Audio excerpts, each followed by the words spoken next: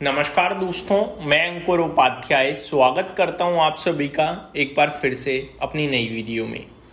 दोस्तों, एक big breaking आते हुए दिख रही है और ये बिग ब्रेकिंग आ रही है कॉन्गो से, यानी डेमोक्रेटिक रिपब्लिक ऑफ कॉन्गो से। दोस्तों, एक्चुअली में ये जो खबर है ना, इम्पॉर्टेंट बहुत है, लेकिन इस पे ना हमने फोकस नहीं किया। ये आज के सेशन में ही हुआ कुछ ऐसे है कि कॉन्गो यानी डीआरसी यानी डेमोक्रेटिक रिपब्लिक ऑफ कॉन्गो ने कॉपर कॉन्सेंट्रेट और कोबाल्ट कॉन्सेंट्रेट के एक्सपोर्ट पर बैन लगा दिया है। अब कॉन्गो है, ज़्यादा ध्यान नहीं दिया हमने कि भैया क्या ही है, ठीक है, लगा दिया, क्या लेना देना है। तो डिटेल्स मैं आपके साथ अभी शेयर करूंगा तो आपको समझ में आएगा कि कितना इंपॉर्टेंट है ये। अब सबसे पहले आपको यह समझना जरूरी है, कॉपर कॉन्सेंट्रेट और कोबाल्ट कॉन्सेंट्रेट क्या है।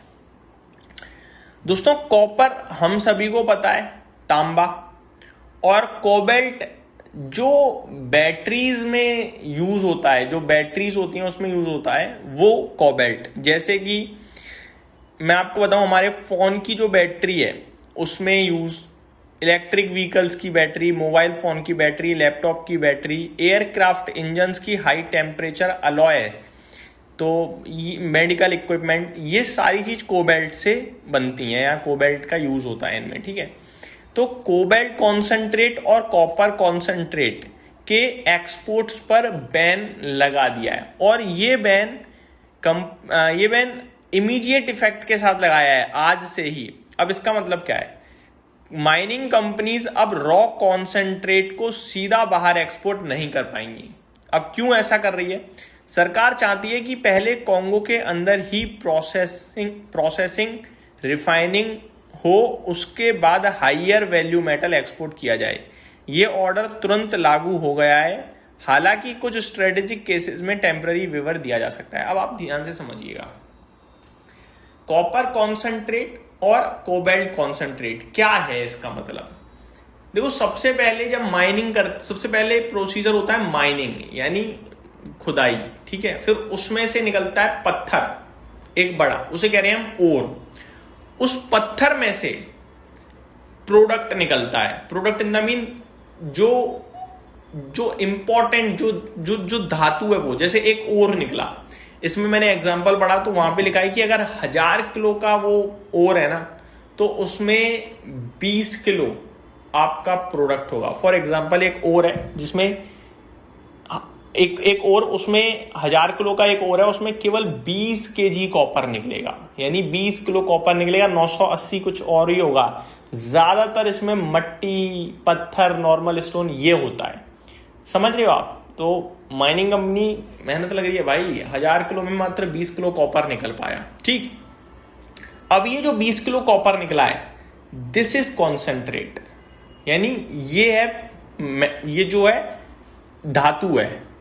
अब उसके बाद उसे रिफाइन प्रोसेस करने के बाद उस 20 किलो पत्थर जो बच रहा है कॉपर वाला, उसको आप तांबे में कन्वर्ट करके वायर बना सकते हो, इलेक्ट्रिक व्हीकल्स में यूज कर सकते हो, या अलग अलग क्षेत्रों में यूज कर सकते हो, और फिर एक फाइनल प्रोडक्ट बनेगा, ठीक है।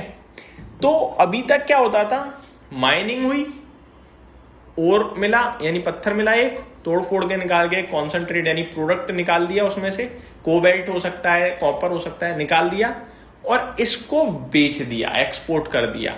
लेकिन अब कॉन्गो की सरकार कह रही है कि आप इसको नहीं बेचोगे, इसको और रिफाइन करो, प्रोसेस करो और एक फाइनल प्रोडक्ट बनाओ। तार हो सकती है, तांबा, मतलब फाइनल प्रोडक्ट की तरफ लेकर जाओ और उसको फिर एक्सपोर्ट करो। इससे होगा क्या, उनके देश में पहली बात, और देखो पत्थर होता है सस्ता, प्रोडक्ट बनाने का तो क्या महंगा, तो जो एक्सपोर्ट होगा वो हाई वैल्यू प्रोडक्ट एक्सपोर्ट हो रहा है, तो पैसा ज्यादा आएगा, पहली बात। दूसरी बात, वहीं पे प्रोसेस करेंगे, वहीं पे रिफाइन करेंगे तो और लेबर की यूज होगी, तो नौकरियां पहुंचेंगी उनके देश में और ज्यादा, सरकार को टैक्स और ज्यादा मिलेगा क्योंकि फाइनल प्रोडक्ट महंगा है तो वहां से टैक्स ज्यादा बनने लगेगा। ये सारी चीजें होंगी। अब आप कहोगे ठीक है भाई, हो गया, अब क्या कर सकते हैं, इतना भी क्या इसको समझाने वाली बात है। तो अब मैं आपको बताता हूं एक इंटरेस्टिंग डेटा। दुनिया का 60-70% कोबाल्ट जो है ना, वो कॉन्गो से आता है, democratic Republic of the Congo से। 60-70% कोबाल्ट दुनिया का यहीं से आता है। और तांबा भी इंपॉर्टेंट है, हालांकि तांबा का कोई पर्टिकुलर ऐसे डेटा नहीं लिखा है, लेकिन कोबाल्ट का लिखा है। तो अब आपको समझ में आएगा कि कितना इंपॉर्टेंट है। अब फाइनल इससे होगा क्या, किससे फायदा या नुकसान, तो मैं आपको एक बार प्रोसीजर बताता हूँ। सबसे पहले माइन से निकलेगा, माइनिंग होने के बाद एक ओर निकलेगा, क्रशिंग एंड प्रोसेसिंग के बाद कॉपर कोबाल्ट कॉन्सेंट्रेट निकलेगा, फिर स्मेल्टर और रिफाइन होने के बाद प्योर कॉपर मेटल निकलेगा, और फिर वो कन्वर्ट होगा बैटरी में, वायर में, ईवीज में और इलेक्ट्रॉनिक्स में, राइट। तो ये आपके लिए इस बार है। पहले क्या होता था, ओर निकला, क्रश हुआ, कॉन्सेंट्रेट निकला, एक्सपोर्ट। लेकिन अब ओर निकला, क्रश हुआ, कॉन्सेंट्रेट निकला, फिर उसे रिफाइन करने के बाद प्योर मेटल निकलेगा, उसे आप चाहो तो एक्सपोर्ट कर सकते हो। तो एक प्रोसीजर और आपको आपके देश में ही करना होगा। तो ये कहानी बन चुकी है अब, ठीक है। अब इससे फायदा या नुकसान, तो बताया जा रहा है कि ग्लोबल लेवल पे मेटल्स की सप्लाई पे डिसरप्शन आ सकता है, स्पेशली कोबाल्ट की। तो ये जब इस तरीके की चीजें होती है तो प्राइस हाइक होता है, प्राइस बढ़ेगा तो कंपनीज को फायदा होगा। तो मेटल क्षेत्र को इससे फायदा होने की उम्मीद लगाई जा रही है। तो ये मेरी तरफ से आपके लिए डिटेल्स थी, उम्मीद करता हूँ वीडियो पसंद आई होगी। Thank you so much for watching this video, have a great day guys.